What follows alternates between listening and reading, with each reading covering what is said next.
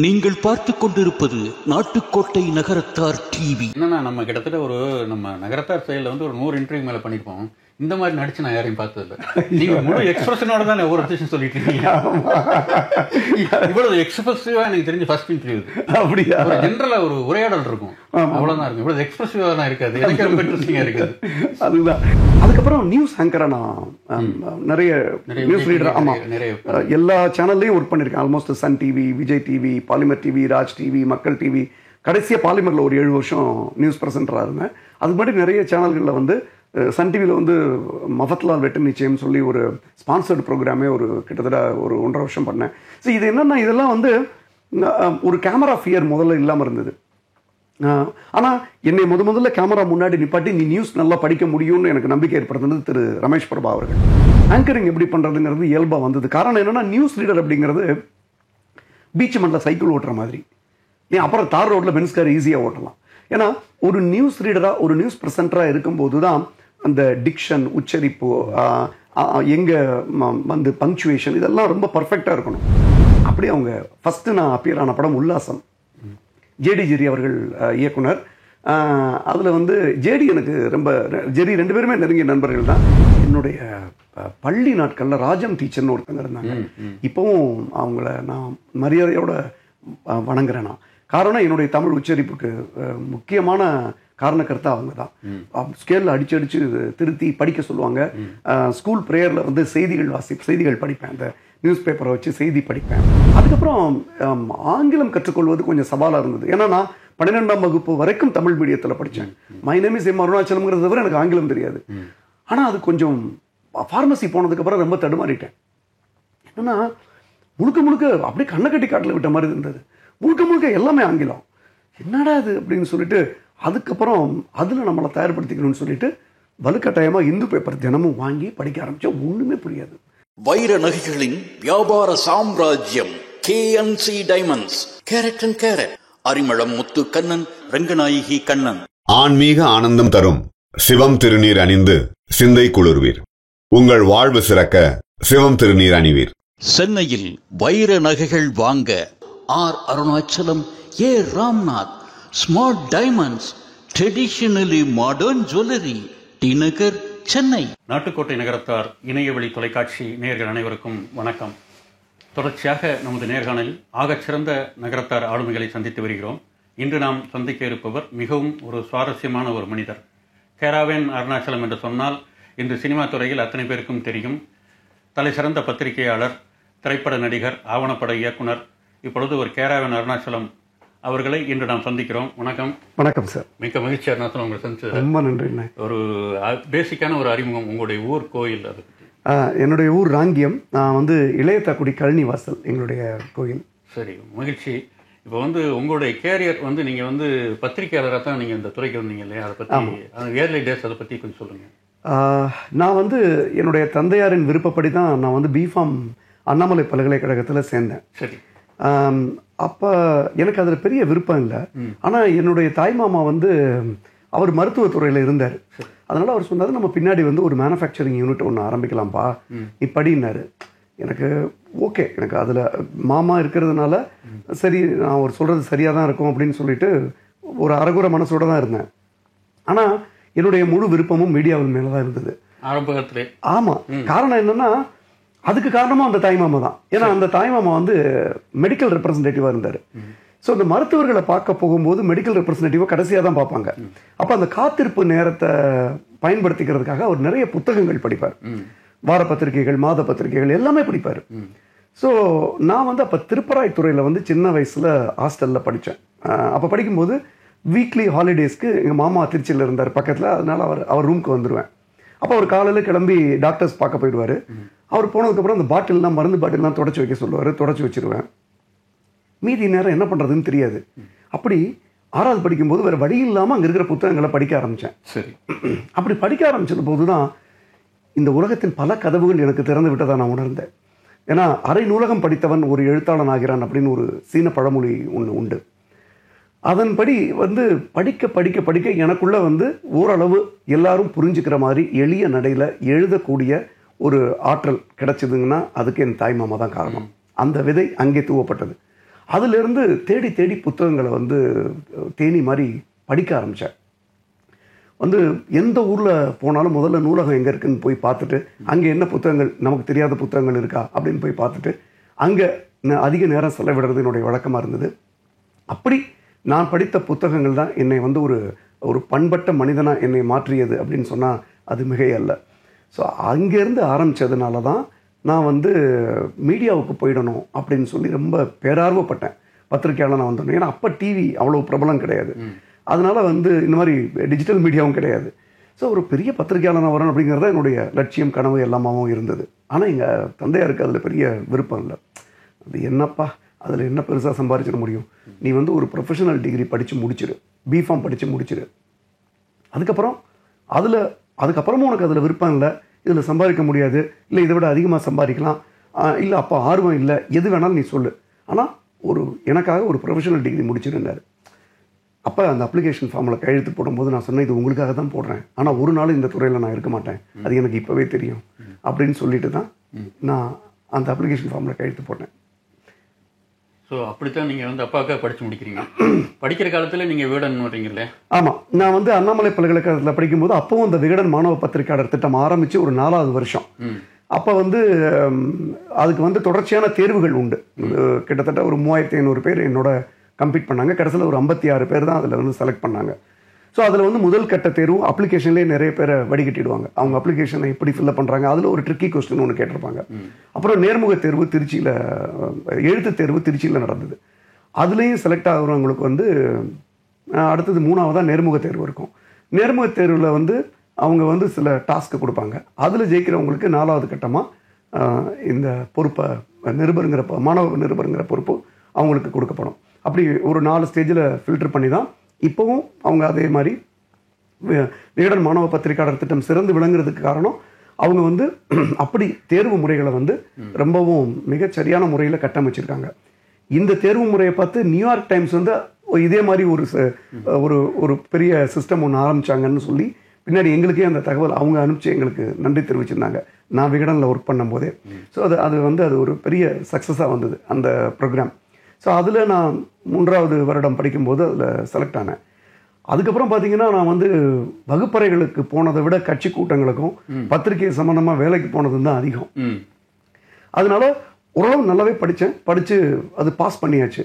Pass பண்ணதுக்கப்புறமும் வந்து இந்த பத்திரிகையின் மேலே இருக்கிற ஆர்வம் வந்து எனக்கு போகலை. பட் இந்த பத்திரிகையாளனாக இருந்தப்ப ஒரு 2 சம்பவத்தை நான் சொல்லணும்னு ஆசைப்பட்றேன். நான் வந்து என்ன பண்ணேன், பத்திரிகையாளன் ஆகிட்டோம் அப்படின்னு சொல்லி முதல்ல ஆனோன்னு நம்மளுடைய புகைப்படம் ஆனந்த விடன், ஜூனியர் போஸ்ட் இதழ்களில் புகைப்படத்தோட அந்த நிருபர்னு போட்டு வந்தோன்னு ஒரு பெரிய பெருமை இருக்கும் அப்போ. ஸோ யாரை பார்த்தாலும் போலீஸ்காரெல்லாம் போய் வம்பளுக்க தோணும். அது பத்திரிக்கை கொடுக்குற ஒரு குருட்டு தைரியம், ஒரு முதிர்ச்சியின்மைன்னு சொல்லலாம்.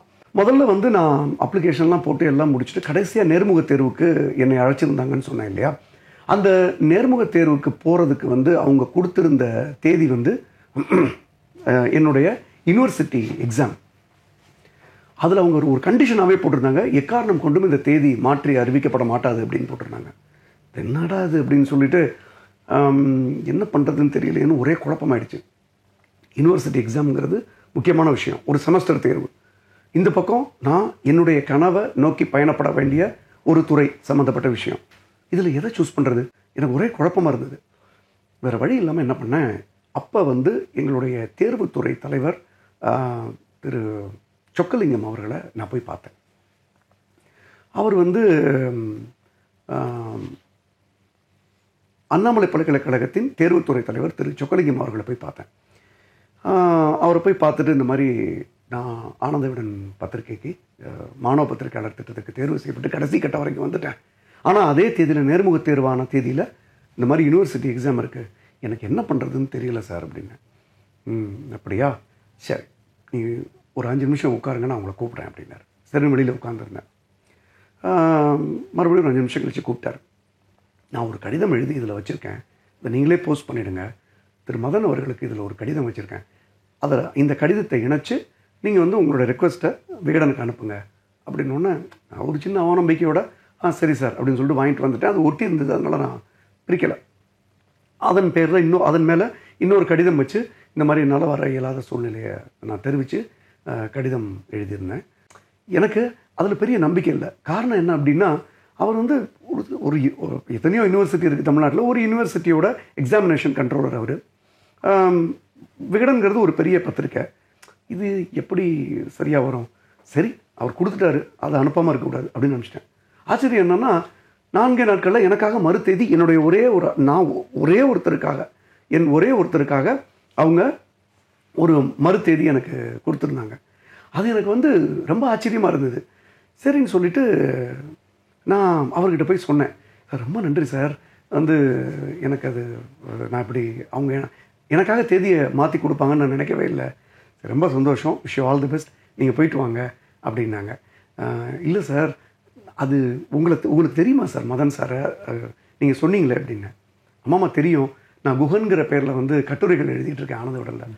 அப்பாடான்னு தூக்கி வாரி போட்டுச்சு. என்னன்னா அவ்வளவு கட்டுரைகள், அதாவது ராஜாக்களை பற்றிய கதைகள், ஜமீன்தார் பற்றிய சம்பவங்கள், இது எல்லாத்தையும் நிறைய தொடர்ந்து அப்போ விகடனில் எழுதிட்டு இருந்தவர். நான் அந்த குஹன்கிற பேரை பார்த்துட்டு அவர் ஒரு சின்ன வயசு பையன் நினச்சிக்கிட்டு இருந்தேன். ஸோ அது வந்து மிகப்பெரிய ஒரு இன்ப அதிர்ச்சியாக இருந்தது எனக்கு. நான் சொன்னேன், நானே உங்களுடைய எழுத்துக்கு ரசிகன் சார், நீங்கள் லெட்டர் கொடுத்துட்டீங்கிறதுக்காக சொல்லலை அப்படின்னு. அவர் அது வரைக்கும் எழுதின விஷயங்களை பற்றியெல்லாம் மேற்கோள் காட்டி பேசணுன்னு அவர் ரொம்ப சந்தோஷப்பட்டார். அவருடைய பிளெஸ்ஸிங்கோடு போய் நான் அங்கே வந்து அட்டன் பண்ணேன். அதுக்கப்புறம் தேர்வானதுக்கப்புறம் பார்த்தீங்கன்னா நிறைய கட்டுரைகள் எழுதிக்கிட்டே இருக்கேன். ஒரு கட்டுரை கூட பிரசுரமாகவே இல்லை. நடாதுன்னு கடுப்பாய் விரக்தியில் நான் வந்து இந்த பணியை தொடர விரும்பலை. ஏன்னா இந்த ஒரு தேர்ந்த பத்திரிகையாளனா நான் இன்னும் பயிற்சி பெறலைன்னு எனக்கு தோணுது. அந்த பயிற்சி எடுத்துக்கிட்டு திரும்ப வர்றேன். நான் இப்போதைக்கு இந்த பொறுப்புலேருந்து என்னை விடுவிச்சிருங்க. ஏன்னா பொறுப்பில் இருக்கும்போது நம்ம அனுப்பாமையும் இருக்க முடியாது. ஸோ அதனால் என்னை ஃப்ரீயாக விட்டுருங்க அப்படிங்கிற மாதிரி ஒரு கடிதம் எழுதினேன். ஒரு 4-5 நாட்டில் ரிப்ளை வந்தது, நீங்கள் வந்து ஆசிரியர் உங்களை சந்திக்க விரும்புகிறாரு, நீங்கள் நேரில் வாங்கன்னு. சரின்னு நேரில் போனேன். நேரில் போனால் அவங்க என்னென்னமோ விஷயங்கள் பேசுகிறாங்க. தீட்சிதர்கள் ப்ராப்ளம் இப்போ எப்படி இருக்குன்னு கேட்குறாங்க சிதம்பரத்தில். அப்புறம் வள்ளல் பெருமான் எம்பி எப்படி இருக்கார் அப்படின்னு கேட்குறாங்க. எல்லாம் வரிசையாக சொல்கிறேன். எல்லாம் நான் வந்த விஷயத்தை பற்றி மட்டும் பேசவே இல்லை அவங்க. சரி நல்லது, போயிட்டு வாங்க, இன்றைக்கி போய் உங்களுக்கு சென்னையில் சுற்றி பார்க்க வேண்டிய இடங்கள் இருந்தால் பாருங்கள், கூட ஒரு ஃபோட்டோகிராஃபர் அனுப்புகிறோம், அப்படி ஏதாவது செய்தி செய்கிறீங்க? இல்லை, நான் வந்து ரிசைன் பண்ணுறதா சொல்லியிருந்தேன், பார்த்துக்கலாம் போங்க, நீங்கள் செய்யுங்க அப்படிங்கிறாங்க. அதுக்கு மேலே என்னால் பேச முடியல. என்னடா இது அப்படின்னு சொல்லிட்டு அதுக்கப்புறம் வெளியில் வந்துட்டேன். அதுக்கப்புறம் வந்து வெளியில் வந்த உடனே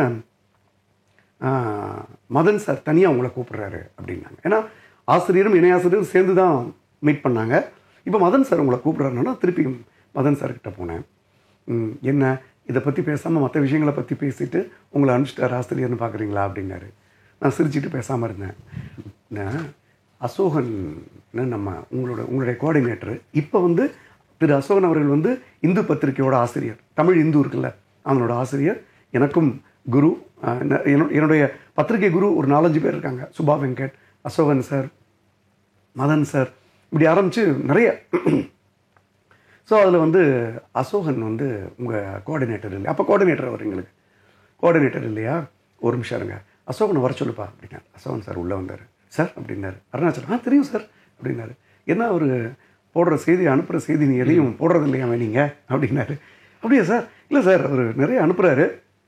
அவர் வந்து நான் இன்னும் 2-3 விஷயம் அவர்கிட்ட பேசணுன்னு இருந்தேன், அது பேசிட்டா அவர் பண்ணிக்கலாம் சார். அது அவர் எப்போவுமே அப்படி தான், எதையுமே யாரையுமே விட்டு கொடுக்க மாட்டார். இப்போவும் அப்படி தான். ஸோ யார் மேலேயும் கோவப்பட மாட்டார். ரொம்ப பிரமாதமான ஒரு மனிதர் அவர். அப்படி சொல்லிவிட்டு போயிட்டார். இப்போ வந்தார்ல அசோகன் வந்து உங்களை மாதிரி மாணவ பத்திரிகையாளராக ஒரு 3 செட்டுக்கு முன்னாடி நம்ம வேடனுக்கு வந்தார். அப்போ வந்து கூரியர்லாம் கிடையாது, அப்போ வந்து போஸ்ட் மட்டும்தான் இருந்தது. ஸோ அவர் வந்து எந்த ஊருக்கு போனாலும் அந்த ஊரில் செய்தியை சேகரித்து அந்த ஊர் போஸ்ட் ஆஃபீஸில் உட்காந்து அங்கேயே எழுதி அப்படி போஸ்ட் பாக்ஸில் போட்டு போயிட்டு வரான். ஒரு வாரத்துக்கு 90 செய்தி அனுப்புகிறான், ஒரு வாரத்துக்கு. அதை கேட்டு எனக்கு மிரண்டு போயிட்டேன் நான். ஒரு வாரத்துக்கு 90னா ஒரு நாளைக்கு கிட்டத்தட்ட 15 செய்தி. அது துணுக்கு செய்தியாக இருக்கலாம், சின்ன செய்தியாக இருக்கலாம், கட்டுரையாக இருக்கலாம், எதுவாக வேணாலும் இருக்கலாம். ஆவரேஜாக 90 செய்தி ஒருத்தர் அனுப்புகிறாருன்னா என்ன மனுஷன் அவர் அப்படின்னு எனக்கு ஆச்சரியமாக இருந்தது. அதுக்கு நேரமும் அவர் எடுத்துக்கிறதே இல்லை. அந்தந்த ஊர்லேருந்தே அந்தந்த போஸ்ட் ஆஃபீஸ்லேருந்து எழுதி அந்த போஸ்ட் பாக்ஸில் போட்டு அடுத்த ஊருக்கு போயிட்டு வரான். எது வந்துச்சு வரல எதை பற்றியுமே கவலைப்பட மாட்டான். ஒரு கட்டத்தில் அந்த 90 செய்தியில் ஃபஸ்ட்டு வந்து 2 செய்தி வந்து தான், அப்புறம் 5 செய்தி வந்து தான், அப்புறம் 15 செய்தி வந்து தான், அப்புறம் 60 செய்தி வந்து தான். ஒரு கட்டத்தில் இதுக்கு மேலே அவரை வச்சிருந்தா நம்ம எல்லா அவர் மட்டும்தான் அந்த பத்திரிகையில் எழுத முடியும் அப்படின்ட்டு அவரை நேரில் கூட்டி வச்சுட்டு உன்னை எடிட்டர் நீங்க உட்காரு அப்படின்ட்டாங்களாம், கோஆர்டினேட்டரா உட்காரு அப்படின்ட்டாங்களாம். அப்படி நீங்க வேலை பார்க்கணும், எப்போதுமே விளைவை பற்றி யோசிக்காதீங்க, செய்வன திருந்தச்சை அதை மட்டும் மனசில் வச்சுக்கோங்க, போங்க ஆல் த பெஸ்ட் அப்படின்னு சொல்லி அனுப்பிச்சி விட்டாங்க. ஸோ அந்த இந்த மாதிரி அனுபவங்களை நான் ஆனந்த விகடன் மூலமாக நிறைய பெற்றேன். உங்களுடைய ஃபர்ஸ்ட் ஆனந்த விகடனில் என்ன பப்ளிஷ் ஆனது? அது நான் பார்த்தேன். சரி, அதாவது ரோமாபுரியில் ரோமநாதையர்னு சொல்லுவாங்க, be a Romanian in Rome. சரி, ரைட், ஓகே. விகடனில் நம்மளால் பெருசாக எழுதி சாதிச்சிட முடியாது, ஏன்னா அதில் எல்லாம் பெரிய ஜாம்பவான்களாக இருக்காங்க. இந்த ஜூனியர் விகடன் கொஞ்சம் நம்ம சைடில் வர்ற மாதிரி இருக்குது அப்படின்னு சொல்லி முதல்ல நான் எழுதினது ஒரு கொலை செய்தி தான். கடலூரில் ஒரு ஆட்டோ டிரைவரை மர்டர் பண்ணிட்டாங்க. ஒரு தினத்தந்தியில் நீங்கள் செய்தி டெய்லி கடந்து போகிற ஒரு செய்தி தான். இந்த மாதிரி ஏதாவது ஒன்று பிடிச்சாதான் நம்ம செய்தி பிரசுரமாகும் அப்படின்ட்டு ஒரு 2 பேரை கூட்டிக்கிட்டு அந்த போனேன். பட் நான் போனதுக்கப்புறம் தான் தெரிஞ்சது அந்த ஆட்டோ டிரைவர் கொலைக்கு பின்னாடி ஒரு 4-5 ரொம்ப ஆச்சரியமான சம்பவங்கள் அதனுடைய பின்னணியில் இருந்தது அப்படின்னு சொல்லி அவர் உயிரோடு எரிச்சு கொண்டிருக்காங்க. ஸோ அதனுடைய பின்னணியை புலனாய்வு கட்டுரையாக நான் எழுதி அனுப்பிச்சது தான் முதல்ல பிரசுரமாச்சு. அதன் பிறகு பத்திரிகையாளராக இப்போ அதன் பிறகு சினிமாவுக்கு எப்படி நீங்கள்? அதில் ஆக்சுவலாக பார்த்தீங்கன்னா நிறைய பேர் இந்த பத்திரிகை துறைக்குள்ளே வந்த உடனே ஏதாவது ஒரு பர்டிகுலர் ஏரியாவை அவங்க ஸ்பெஷலிஸ்ட் ஆகிடுவாங்கல்ல, ஏன்னா அப்போ தான் அதில் தொடர்ந்து சிறப்பு செய்திகளை கொடுக்க முடியும். So you should be focused on one ஏரியான்னு சொல்லுவாங்க. ஸோ அதனால நான் பார்த்தேன், சரி அதில் அப்போ இந்த ஆங்கில பட விமர்சனங்கள் மற்ற மொழி திரைப்பட விமர்சனங்களை எழுதுறதுக்கு விகடனில் ஒரு வேக்யூம் இருந்தது. மதன் சார் ரூபிங்கிற பேரில் நிறைய விமர்சனங்கள் எழுதியிருந்தார், ஹாலிவுட் திரைப்படங்களோட விமர்சனங்கள் எழுதியிருந்தார். அதில் நிறைய படிச்சிருக்கேன். அது ரூபிங்கிறது மதன் சாருங்கிறது எனக்கு விகடனுக்குள்ள வந்ததுக்கப்புறம் தான் தெரியும். ஸோ அப்போ நான் மதன் சார்கிட்ட கேட்டேன், சார் இந்த மாதிரி நான் ஏதாவது ஒரு ஸ்பெஷலைஸ்டு ஏரியாவை எடுத்துக்கிட்டால் தான் என்னை நிரூபிக்க முடியும்னு தோணுது நம்ம. அதனால் நான் உங்களை அடியொற்றி நான் அந்த மாதிரி ஆங்கில பட விமர்சனங்கள் அதில் ரொம்ப ஆர்வமாயிட்டார் அவர். ஏன்னா அதுக்கப்புறம் யாருமே அதுக்கு வரலையேன்னு அவர் கொஞ்சம் ஒரு யோசிச்சுக்கிட்டு இருந்த ஒரு டயத்தில் நான் அது கேட்டோன்னே ஓகே சொன்னார். அதுக்கப்புறம் தொடர்ந்து ஒரு 600 திரைப்படங்களுக்கு விமர்சனம் எழுதினேன். அப்படி நான் விமர்சனங்களுக்காக ஸ்பெஷல் திரையிடல்களுக்கு என்னை அழைப்பாங்க ஆனந்த விகடன் சார்பாக. ஆங்கில படங்கள் மட்டுமா இல்லை? ஆங்கில படங்கள் மட்டும். விகடன் விமர்சன குழுங்கிறது பார்த்தீங்கன்னா அது எப்படின்னா அது வேறன்னு இல்லை, அதுலேயும் நான் இருந்திருக்கேன். அது எப்படின்னா நீங்க ஒவ்வொரு படத்தையும் ஒரு 20 பேர் பார்க்க சொல்லுவாங்க, அந்த 20 பேரையும் முழுசா எழுத சொல்லுவாங்க. 20 பேரும் முழு விமர்சனம் எழுதி கொடுக்கணும். அந்த ஒவ்வொரு விமர்சனத்துல இருந்தும் சிறந்த பகுதிகளை தேர்ந்தெடுத்து அதை கலெக்டிவா போடுவாங்க. விமர்சன தொகுப்பு விமர்சன தொகுப்பு தான் அது. அதனாலதான் கீழே பாத்தீங்கன்னா விகடன் விமர்சன குழுன்னு வரும். எப்பவுமே ஒருத்தருடைய சிந்தனை விட பல பேருடைய சிந்தனைகள் கிடைக்கிற பெஸ்ட். ப்ரொஜெக்ஷன்லாம் வர மாட்டாங்க, அவங்க தியேட்டர்ல போய் தான் பார்ப்பாங்க. ஆமா, தியேட்டர்ல டிக்கெட் எடுத்து தான் பார்க்கணும். நாங்க ப்ரொஜெக்ஷனுக்கு போக கூடாது. ஏன்னா ப்ரொஜெக்ஷனுக்கு போகும்போது நம்ம கேரி ஓவர் ஆயிடக்கூடிய சந்தர்ப்பங்கள் உண்டு. ஒருத்தன் அங்க இருக்க பத்திரிகையாளர்கள் கைத்தட்டும் போது நம்மளும் கைத்தட்ட வேண்டிய சூழல் வரும். அவங்க சில அதுல முக்கால்வாசி பத்திரிகையாளர்கள் கவர் வாங்கிக்குவாங்க. அது ஓகே, அது தொடர்ந்து நடைமுறையில் இருக்கிற விஷயம் தான். நாங்க அந்த கவர் வாங்க மாட்டோம். நாங்க மட்டும் வாங்காம இருந்தா அது அவங்களுக்கு சங்கடத்தை ஏற்படுத்தும். இந்த மாதிரி சூழல்களை தவிர்க்கிறதுக்காகவும் அண்ட் இன்னொன்னு மற்றவங்க என்ன நினைக்கிறாங்க அதனால நம்மளும் இதே மாதிரி எழுதிடுவோம் அப்படின்னு நம்ம கேரி ஓவர் ஆயிடக்கூடாது அப்படிங்கிறதுக்காகவும் தனித்தனியா தான் போய் டிக்கெட் எடுத்து பார்ப்போம். எங்களுடைய குழுவில் இருக்க ஒருத்தர் இன்னொருத்தர் எந்த படம் பார்க்கறான்னு கூட யாருக்கும் தெரியாது. ஸோ அதனால தனிப்பட்ட முறையில் பார்க்கும்போது மட்டும்தான் நீங்க முழுசா ஒரு படத்தை உள்வாங்கிட்டு அதனுடைய விமர்சனத்தை எழுத முடியும்னு ஆசிரியர் சொல்லுவார். இப்போ ஆங்கில படங்களுக்கு வெறும் திரையில பார்த்துட்டு அன்னைக்கு இந்த மாதிரி கூகுளில் அந்த படத்தை சம்பந்தப்பட்ட டெக்னீஷியனை பற்றின விவரங்கள்லாம் எப்படி நீங்க கலெக்ட்? அப்போ கூகுள் கிடையாது. அப்பதான் இன்டர்நெட், இந்த இன்டர்நெட் எக்ஸ்ப்ளோரர் இருந்தது. அதுல கொஞ்சம் ரொம்ப சிரமம், அதுவே ரொம்ப ஸ்லோவா தான் வரும், தேர்ந்தெடுத்து போனோம். அப்ப நான் அப்ப வெளிநாடுகள்ல இருந்து ஹாலிவுட் திரைப்படங்கள் பற்றிய பத்திரிகைகள் நான் சந்தா கட்டி என்னுடைய பத்திரிகை சார்பா நிறைய வர வச்சுட்டு இருந்தேன். அதுல இருந்து செலக்ட் பண்ணி கொஞ்சம் அவங்கள பத்தின டேட்டா எடுத்து வச்சுட்டே வருவேன். அடுத்து அவங்க படம் என்ன படம் பண்றாங்க அப்போ வரும்போது அந்த டேட்டா எல்லாம் முன்னாடி வச்சிருப்பேன். படத்தை பார்த்தோன்னா இது ரெண்டையும் கம்பைன் பண்ணி ஒரு ஹாலிவுட் படங்கள் மட்டும்தானா இல்ல உலக படங்களுக்கும்? இல்ல, ஹாலிவுட் திரைப்படங்கள், ஹிந்தி. நான் ரொம்ப கமர்ஷியல் ஏரியா மட்டும்தான். இப்ப நம்ம செலியன் பண்ணதுன்னா அது லேட்டா, ரொம்ப லேட்டா. அது அவருக்கு உலக சினிமாக்கள் பண்ணாங்க. அது வேற, அது அந்த ஏரியாவுக்குள்ள நான் போக விரும்பவே இல்லை. கமர்ஷியல், நான் எப்பவுமே கமர்ஷியல் தான். அது நம்மளுடைய குலம் சம்பந்தப்பட்டது. நம்ம எல்லாத்தையுமே நம்ம வணிக ரீதியா பார்த்து பழக்கப்பட்டவங்க பழகிட்டோம். அதனால அதுதான் நமக்கு சரி இல்ல, நமக்கு அதுதான் சுவாரஸ்யத்தை ஏற்படுத்துதுன்னா நான் அந்த துறையை தேர்ந்தெடுத்து ஹிந்தி திரைப்படங்கள், ஹாலிவுட் திரைப்படங்கள், விகடன் விமர்சன குழு, இது மூணுலே இருந்ததுனால இந்த திரைப்படத்துறை சம்மந்தப்பட்டவங்களுடைய அறிமுகம் வந்து எனக்கு எளிதாக கிடைச்சது. அது விகடன்கிற ஒரு ஆலமரம் தான் அதுக்கு காரணம். ஸோ அந்த தொடர்புகளை வச்சு தான் நான் மெல்ல சினிமா இண்டஸ்ட்ரிக்குள்ளே வந்தேன். சரி, அது நீங்கள் அது நடிக்கவும் செய்ய ஆரம்பிச்சிங்க. ஆமா, அதுதான், அது திருப்பி அதே தான், விகடன் தான். ஏன்னா நான் வந்து இந்த விமர்சனம் எழுதும்போது என்னன்னா நம்ம கிட்டத்தட்ட ஒரு நம்ம நகரத்தார் செயலில் வந்து ஒரு 100 இன்டர்வியூ மேலே பண்ணியிருப்போம். இந்த மாதிரி நடிச்சு நான் யாரையும் பார்த்ததில்ல. நீங்க முழு எக்ஸ்பிரஷனோட தான் ஒவ்வொரு விஷயம் சொல்லிட்டு இருக்கீங்க. இவ்வளவு எக்ஸ்பிரசிவா எனக்கு தெரிஞ்ச ஃபர்ஸ்ட் இன்டர்வியூ. அப்படியா? ஜென்ரலா ஒரு உரையாடல் இருக்கும், அவ்வளவுதான் இருக்கும். இவ்வளவு எக்ஸ்பிரசிவா தான் இருக்காது. எனக்கு ரொம்ப இன்ட்ரெஸ்டிங்கா இருக்காது. அதுதான் இல்ல, அது என்னன்னா அது ஒரு கட்டத்துல இந்த விமர்சனம் எழுதுறதுக்காக நிறைய திரைப்படங்கள் பார்த்து பார்த்து பார்த்து அந்த கதாபாத்திரங்கள் எப்படி தங்களை அந்த கதாபாத்திரத்துக்கு வெளிப்படுத்துறாங்க அப்படின்னு சொல்லி கற்றுக்க ஆரம்பித்தது வந்து இயல்பாக அது அந்த என்னுடைய வேலைக்கு நடுவிலேயே அந்த விஷயத்தையும் கற்றுக்க ஆரம்பிச்சதுனால அதுக்கப்புறம் நியூஸ் ஆங்கராக நான் நிறைய நியூஸ் ரீடர், ஆமாம், எல்லா சேனல்லையும் ஒர்க் பண்ணியிருக்கேன். Almost Sun TV, Vijay TV, Polimer TV, Raj TV, Makkal TV, கடைசியாக பாலிமரில் ஒரு 7 வருஷம் நியூஸ் ப்ரெசென்டராக இருந்தேன். அதுக்கு முன்னாடி நிறைய சேனல்களில் வந்து சன் டிவியில் வந்து மஃபத்லால் வெட்டு நிச்சயம் சொல்லி ஒரு ஸ்பான்சர்டு ப்ரோக்ராமே ஒரு கிட்டத்தட்ட ஒரு 1.5 வருஷம் பண்ணேன். ஸோ இது என்னென்னா இதெல்லாம் வந்து ஒரு கேமரா ஃபியர் முதல்ல இல்லாமல் இருந்தது. ஆனால் என்னை முதல்ல கேமரா முன்னாடி நிப்பாட்டி நீ நியூஸ் நல்லா படிக்க முடியும்னு எனக்கு நம்பிக்கை ஏற்படுத்தினது திரு ரமேஷ் பிரபா அவர்கள்.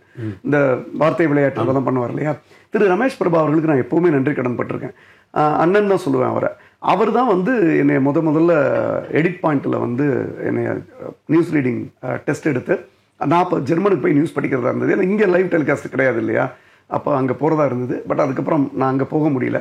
பட் இங்கே இருக்கிற சேனல் எல்லாம் நியூஸ் ரீடராக இருந்தேன். நியூஸ் ரீடராக இருக்கும்போது ஆங்கரிங் எப்படி பண்ணுறதுங்கிறது இயல்பாக வந்தது. காரணம் என்னென்னா நியூஸ் ரீடர் அப்படிங்கிறது பீச் மண்ணில் சைக்கிள் ஓட்டுற மாதிரி. ஏன் அப்புறம் தார் ரோட்டில் பென்ஸ்கார் ஈஸியாக ஓட்டலாம். ஏன்னா ஒரு நியூஸ் ரீடராக ஒரு நியூஸ் ப்ரெசென்டராக இருக்கும்போது தான் அந்த டிக்ஷன், உச்சரிப்பு, எங்கே வந்து பங்க்சுவேஷன், இதெல்லாம் ரொம்ப பர்ஃபெக்டாக இருக்கணும். நீ கேஷுவலாக பேசும்போது நீங்கள் எப்படி வேணாலும் பேசலாம். ஒன்ஸ் நீங்கள் அங்கே கற்றுக்கிட்டிங்கன்னா ஆங்கராக வர்றதுங்கிறது ஒரு பெரிய விஷயம் கிடையாது. அதனால நான் வந்து ஆங்கராகவும் என்னால் சமாளிக்க முடிஞ்சது. ஸோ இதெல்லாம் ஒரு பக்கம் போயிட்டு இருக்கும்போது தான் நியூஸ் ரீடராக இருக்கும்போது ஒரு நியூஸ் ரீடர் ஒருத்தன் ப்ராப்ளமாக ஒருத்தன் இருக்கான், பார்க்க சுமாராக இருக்கான், அவனை நம்ம படத்தில் நடிக்க வைக்கலாமேன்னு நான் சுற்றிக்கிட்டு இருக்க என்னுடைய சினிமா சர்க்கிளில் இருக்க சில இயக்குநர்களுக்கு தோணுச்சு. அப்படி அவங்க ஃபஸ்ட்டு நான் அப்பியர் ஆன படம் உல்லாசம், ஜேடி ஜெரி அவர்கள் இயக்குனர். அதில் வந்து ஜேடி எனக்கு ரொம்ப, ஜெரி 2 பேருமே நெருங்கிய நண்பர்கள் தான். ஜேடியும் நானும் சேர்ந்து திரை விமர்சனங்கள் எழுதுவோம் ஆனந்த விடனில். ஸோ அதனால் அப்படி இருக்கும்போது ஜேடி சொன்னார், நான் ஃபஸ்ட்டு படம் பண்ணுறோம், அதில் உங்களோட ப்ரெசன்ஸ் கண்டிப்பாக இருக்கணும்னு சொல்லி விக்ரமோட கிளாஸ்மேட்டாக அதில் நான், தாமு அதெல்லாம் நடிச்சிருப்போம். அதுதான் என்னுடைய முதல் திரைப்பட அனுபவம். அப்புறம் சுற்றி இருந்த இயக்குனர் நண்பர்கள் எல்லாருமே வந்து சின்ன சின்ன கேரக்டர்ஸ் வந்து கொடுப்பாங்க, சீரியல்ஸ் கொடுக்க ஆரம்பித்தாங்க. அப்படி நடிக்க ஆரம்பிச்சதுக்கப்புறம் அந்த நீங்கள் சொன்ன மாதிரி எக்ஸ்பிரசிவாக பேசுறதுங்கிறதுல அது வந்து இயல்பாக வந்துருச்சு. அது இப்போ நியூஸ் ரீடராக இருக்கும்போது இந்த மாதிரியான நல்ல தமிழ் பேசுறீங்க, உச்சரிப்புகளுக்காக ஸ்பெஷல் அந்த மாதிரியான ட்ரெயின் அப் அதை எடுத்துக்கிட்டீங்களா ரமேஷ் பிரபா மூலமா? எப்படி? நம்ம இல்லை, ரமேஷ் பிரபாவுக்கு முன்னாடியே என்னுடைய பள்ளி நாட்களில் ராஜம் டீச்சர்னு ஒருத்தங்க இருந்தாங்க. இப்போவும் அவங்கள நான் மரியாதையோட வணங்குறேன். நான் காரணம் என்னுடைய தமிழ் உச்சரிப்புக்கு முக்கியமான காரணக்கர்த்தா அவங்க தான். ஸ்கேலில் அடிச்சு திருத்தி படிக்க சொல்லுவாங்க. ஸ்கூல் ப்ரேயரில் வந்து செய்திகள் படிப்பேன், அந்த நியூஸ் பேப்பரை வச்சு செய்தி படிப்பேன். அங்கேயே தொடங்கிட்டேன். அதுக்கப்புறம் ஆங்கிலம் கற்றுக்கொள்வது கொஞ்சம் சவாலாக இருந்தது. ஏன்னா நான் 12ஆம் வகுப்பு வரைக்கும் தமிழ் மீடியத்தில் படித்தேன். மை நேம் இஸ் எம் அருணாச்சலம்ங்கிறத தவிர எனக்கு ஆங்கிலம் தெரியாது. ஆனால் அது கொஞ்சம் ஃபார்மசி போனதுக்கப்புறம் ரொம்ப தடுமாறிட்டேன். என்னன்னா முழுக்க அப்படியே கண்ணை கட்டி காட்டில் விட்ட மாதிரி இருந்தது. முழுக்க எல்லாமே ஆங்கிலம், என்னடா அது அப்படின்னு சொல்லிட்டு அதுக்கப்புறம் அதில் நம்மளை தயார்படுத்திக்கணும்னு சொல்லிட்டு வலுக்கட்டாயமாக இந்து பேப்பர் தினமும் வாங்கி படிக்க ஆரம்பித்தா ஒன்றுமே புரியாது. ஸோ வந்து முதல்ல 1 மாதத்துக்கு அப்புறம் நிப்பாட்டிடலாம், காசு தான் வேஸ்ட்டு அப்படின்னு. அப்புறம் அப்போ பத்திரிகை நிப்பாட்டிடலாம், இது நமக்கு சரியாக வராது அப்படின்னு சொல்லிட்டு இருங்கப்ப என்னுடைய அறைக்கு தினமும் அந்த ஹிந்து பேப்பர் படிக்க வர்ற ஒரு நண்பர் வந்து இன்னைக்கு பல் மருத்துவத்துறையில் தன்னிகரற்று விளங்கும் the most orthodontist, the most famous orthodontist Thiru Balaji அவர்கள். இப்போ நம்ம தேனாமேட்டில், ஆமாம், அவர் வந்து என்னோட ஹாஸ்டலில் இருந்தார். அப்போ அவரும் ஸ்டூடெண்ட். அவர் என்னை விட ஒரு 3 years சீனியர். அப்போவே பார்க்க அவர் ஹீரோ மாதிரி இருப்பார். அவர் இப்போவும் தான் அஃப்கோர்ஸ். ஸோ அதனால வந்து அவர் வந்து என்னுடைய ரூமை கடந்து தான் நாங்கள் எல்லோரும் we used to walk to the mess. So அதனால வந்து அப்போ நிறைய we used to exchange a lot. அப்போ வந்து அவர் நிறைய சொல்லுவார், அப்படிலாம் நினைக்காதடா, இல்லை நீங்கள் டெய்லி படிக்கிறீங்க, எனக்கு சுத்தமாக வரல, நான் உங்களுக்காக தான் பேப்பரே வாங்குறேன், அட்லீஸ்ட் அந்த செய்தியாவது எனக்கு வந்து நீங்கள் டெய்லி எனக்கு கொஞ்சம் சொல்லி கொடுத்துட்டு போங்க அப்படின்னா. அப்புறம் அவர் சொன்னார், எப்படி இதை படிக்கணும், எனக்குமே இதில் 100% வந்து இங்கிலீஷ் தெரிஞ்சு படிக்கிறேன்னு நினைக்காத. 4 வரி படிக்க ஆரம்பித்தோன்னே ஒரு விஷயம் புரியும். அதில் 2 வார்த்தை கண்டிப்பாக நமக்கு அந்நிய வார்த்தையாக தான் இருக்கும். ஆனால் அந்த 2 வார்த்தை இந்த 4 வரிக்குள்ளே உனக்கு புரியுதுல செய்தி, அது தொடர்பானதாக தான் இருக்கும். அப்படி யோசிச்சு நீ படிக்க ஆரம்பி. ரொம்ப கஷ்டப்படுற வார்த்தைக்கு டிக்ஷனரி வச்சுப்பாரு. நீ ஒவ்வொருத்துக்கும் டிக்ஷனரி வச்சு படிக்க ஆரம்பிச்சேன்னா ஒரு பத்திரிக்கை முடிக்கிறதுக்கு, ஒரு நாள் பத்திரிக்கை முடிக்கிறதுக்கு 1 வாரம் ஆகும்னாரு. அது சரிதான், ஏன்னா நான் அப்படிலாம் ட்ரை பண்ணி பார்த்து தான் விட்டுட்டேன் நான். ஸோ ஒன்னொன்னே சரி பார்ப்போம் அப்படின்னு சொல்லிட்டு அப்புறம் அவர் சொல்லி கொடுத்த அந்த ட்ரைனிங்கை எடுத்துக்கிட்டேன். அதுக்கப்புறம் பார்த்தா என்னுடைய கல்லூரி நாட்கள்லேயே என்ன அளவுக்கு ஆங்கிலம் சுத்தமாக உச்சரிக்கிறது கல்லூரி முடிக்கும் போது யாருமே கிடையாது. அந்த அளவுக்கு வந்து I have trained my self in such a way that no one can express like me அப்படிங்கிற ஒரு இடத்துக்கு என்னால் வர முடிஞ்சது. ஸோ நீங்களே செல்ஃப் மேடது. ஆமாம் ஆமாம், காரணம் தேடல் தான். சரி, இப்போ ஒரு என்னென்னா, இப்போ நானுமே அந்த சில விஷயங்களை சந்திச்சிருக்கேன். சினிமா, பத்திரிகை துறை, இதில் இருந்து நம்ம பிஸ்னஸ் அப்படிங்கிறது நீங்கள் எப்படி இனம் கண்டீங்க? ஏன்னா பெரிய பெரிய பத்திரிகை ஜாம்பவான்கள், சினிமாக்காரங்களே சில நேரத்தில் பொருளாதார சூழ்நிலைக்கு உள்ளாவாங்க. இதை தாண்டி நீங்கள் ஒரு பிஸ்னஸ் மேனை எப்படி மிளறீங்க, அந்த இடத்துக்கு எப்படி வந்தீங்கிறத கொஞ்சம் தெளிவாக சொல்லுங்கள். நான் வந்து விகடனில் வந்து சௌகரியமாக இருக்க ஆரம்பிச்சிட்டேன். என்னென்னா, முதல்ல விகடனில் இருந்தேன். அதுக்கப்புறம் வந்து ஜேஜே டிவியில் வந்து, அப்போ ஜேஜே டிவின்னு ஆரம்பித்தாங்க 91 இல்லை 96 ஜேஜே டிவி 95 எண்டில் ஆரம்பித்தாங்க. அதாவது அம்மாவோட பீரியட் வந்து முடிகிற டைம், ஃபஸ்ட்டு ரெஜிம் முடிகிற டைம் 95 ஜேஜே டிவின்னு ஆரம்பித்தாங்க. அந்த ஜேஜே டிவியுடைய நிறுவனர் வந்து ஹாஸ்டலில் என்னுடைய ரூம்மேட், என்னோட சீனியர் திரு பாஸ்கரன் அவர்கள். சசிகலா பாஸ்கரன் சொன்னால் உங்களுக்குலாம் தெரியும். ஸோ பாஸ்கரன் வந்து என்னை கூப்பிட்டாரு. என்னடா போய் பத்திரிக்கையிலலாம் வேலை பார்த்துட்டு இருக்க, வாடா, அடுத்த மீடியா வந்து டிவி தான், நீ வா அப்படின்னு கூப்பிட்டாரு. அப்படின்னு கூப்பிட்டதுக்கப்புறம் அவரோட நான் இணைந்து அங்கே பணியாற்றினேன். அப்போ தான் நிறைய சினிமாக்காரர்களை நேரில் சந்திக்கக்கூடிய வாய்ப்பு கிடைச்சிது. ஸ்ரீதேவி மேடம்லாம் கூட நான் அப்போ இன்டர்வியூ பண்ணேன். ஸோ அதே மாதிரி அந்த டிவியில் எப்படி ட்ரெயின் ஆகிறது ஆங்கரா அப்படிங்கிறதும் அங்கே தான் என்னுடைய ஆரம்பம் தொடங்குச்சு. ஸோ அதுக்கப்புறம் வந்து அந்த அந்த சேனலில் இருக்கும்போது ஒரு விஷயத்தை வந்து எப்படி சுருக்கமாக சொல்கிறது, எப்படி ஒரு விஷுவலாக ஒரு விஷயத்தை வந்து ப்ரெசன்டபுளாக பண்ணுறதுங்கிற விஷயத்தெல்லாம் கற்றுக்கிட்டேன். ஸோ அடுத்தது வந்து நம்ம டிவிக்கு தான் போகணும் அப்படின்னு சொல்லி முடிவு பண்ணிட்டு இருந்த ஒரு பீரியடில் சடார்னு ஒரு நாள் அந்த சேனலை மூடிவிட்டாங்க. பாலிடிக்ஸ் தான் காரணம். இதில் என்ன வேடிக்கைன்னா, இதுலேயுமே நான் 2 சம்பவங்களை சொல்லிவிட்டு நான் எப்படி பிஸ்னஸ்குள்ளே வந்தேங்கிறத நான் சொல்லணும்னு நினைக்கிறேன். என்னென்னா, அப்போ வந்து இந்த வளர்ப்பு மகன் திருமணம், வளர்ப்பு மகன் சுதாகரன் என்னோடய கிளாஸ்மேட்டு தான். அவர் +2 படிக்கும்போது திருச்சியில் என்னோட கிளாஸ்மேட்டு. ஸோ அதனால் வந்து அண்ணன் தம்பி 2 பேரும் என்னோடய பாஸ். ஸோ அங்கே வேலை பார்த்துட்டு இருக்கோம். இப்போ அவருடைய திருமணம் பெரிய சர்ச்சைக்குரிய திருமணம்ங்கிறது உங்கள் எல்லாருக்கும் தெரியும். அப்போது அந்த திருமணத்தை பற்றி சன் டிவியில் வந்து எடுத்துகிட்டு போய் கீழே கிழிச்சுட்டாங்க. அப்போ அதை வந்து ஷூட் பண்ணது இன்னைக்கு சன் டிவியில் டெக்னிக்கல் டைரக்டராக இருக்கிற திரு கண்ணன் அவர்கள். கண்ணன் அவர்கள் தான் அதை போய் ஷூட் பண்ணி எல்லாம் பண்ணி போட்டுட்டார். போட்டோன்னா நாங்கள் கண்ணனை வந்து அங்கே சண்டை போட்டு அவரோட அடித்து அவரை கீழே எல்லாம் தள்ளி எல்லாம் பண்ணி இது பண்ணி அவங்கள விரட்டி விட்டுட்டு, அதுக்கப்புறம் அவங்க அப்படியே அதெல்லாம் எடுத்து ஷூட் பண்ணி ஒரு பெரிய டேமேஜ் க்ரியேட் பண்ணிட்டாங்க. பண்ணோன்னா இதுக்கு பதிலடி கொடுக்கணுன்னு பாஸ் என்கிட்ட சொன்னார். சரின்னு சொல்லிட்டு நான் அதை நீ தான் ஆங்கர் பண்ணணுன்னார். நான் உடனே அது வந்து ஒரு சிறப்பான திருமணம், ஒரு தனிப்பட்ட திருமணத்தை வந்து இவங்க வந்து இந்த மாதிரி பப்ளிசைஸ் பண்ணி அவங்களுடைய இதுக்கு யூஸ் பண்ணிக்கிறாங்க அப்படி இப்படின்னு சொல்லி கண்டபடி சன் டிவியை திட்டி ஒரு வீடியோ ப்ரெசன்டேஷன் ஒன்று கொடுத்தாரு. அது வந்து அதுக்கு ஈக்குவலாக அப்போ பரபரப்பாக வந்துச்சு. வந்தோன்னா நான் ரொம்ப பெருமையாக அப்படிலாம் பண்ணேன். 2வது மாதம் சேனலை மூடிவிட்டாங்க.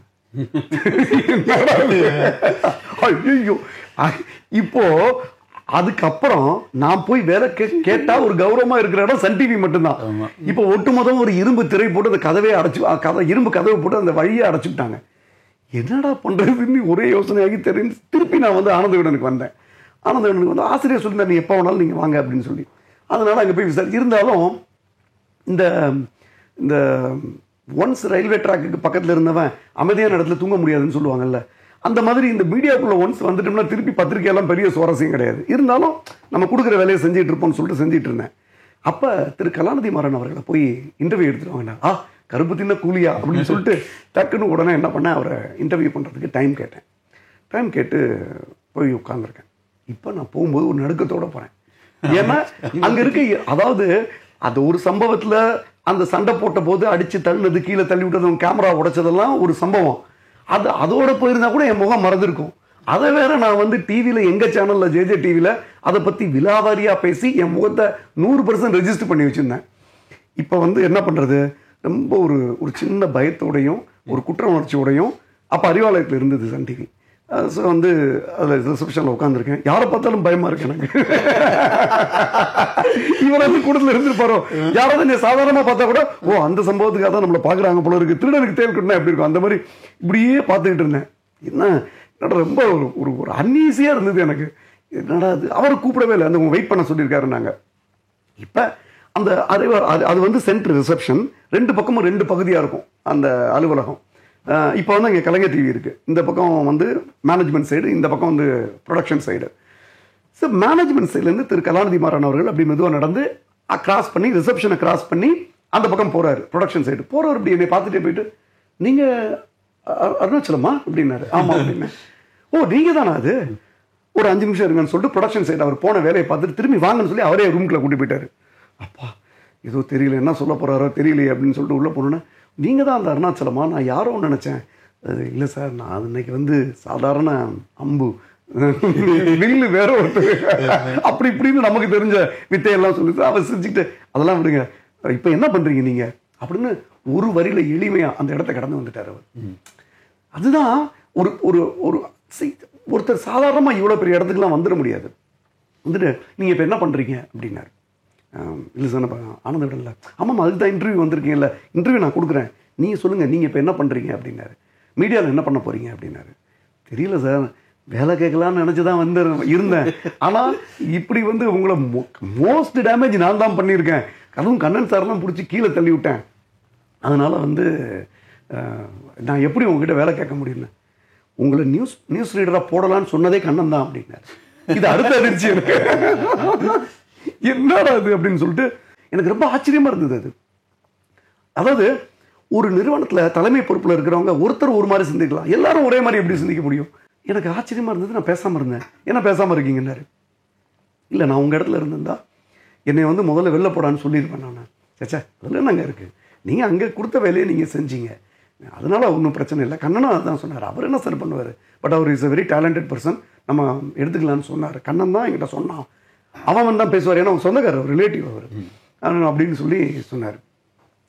அப்படி திரு கண்ணன் அவர்களையும் திரு கலாநிதி மாறன் அவர்களையும் நான் என்றைக்குமே மறக்க முடியாது. உடனே அடுத்த நாளே நியூஸ் ரீடர் ஆக்கிட்டாங்க சன் டிவியில். அது வந்து அப்போ மீடியாவில் வந்து பரபரப்பாக பேசுனாங்க எல்லாரும். அப்போ தான் சன் டிவியுடைய இன்னொரு ப்ரொஃபஷனல் முகம் எல்லாருக்கும் தெரிஞ்சது. அதாவது அவங்க வந்து ஒரு விஷயத்தை வந்து அவங்க ப்ரொஃபஷனலாக மட்டும்தான் அப்ரோச் பண்ணுவாங்க அப்படிங்கிற ஒரு விஷயம் வந்து என் மூலமாக வெளிப்பட்டதுன்னு கூட நான் சொல்லலாம். அதில் இது ஒரு சம்பவம்.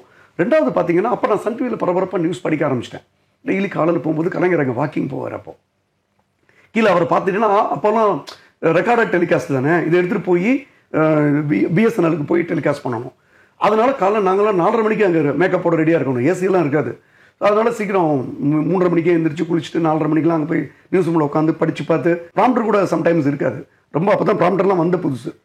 அதனால முன்னாடி நியூஸ் எல்லாம் கொஞ்சம் மனப்பாடம் பண்ணி வச்சுக்கிட்டு இருக்கப்ப அவர் அப்போ வாக்கிங் கரெக்டாக 4:45 அங்கே இருப்பார், வாக்கிங் போவார் மெதுவாக. அப்போ ஒரு நாளும் அவரை பார்த்து வணக்கம் வச்சுட்டு நம்ம நியூஸ் படிக்க போவோம். இப்போ இது போயிட்டுருக்கு. ஒரு பக்கம் நியூஸ் ரீடராக இருக்கேன் பார்ட் டைம், இன்னொரு பக்கம் ஆனந்த விடலாம் வேலை பார்க்குறேன். 2 பெரிய மீடியாவில் ஒரே நேரத்தில் ஒர்க் பண்ணக்கூடிய ஒரு சந்தர்ப்பம் ரொம்ப அமைஞ்சது என்னோட பாக்கியம். அது போயிட்டு இருந்தது. இப்போ அடுத்து ஒரு அதிர்ச்சியான சம்பவம் என் லைஃப்பில் நடந்தது.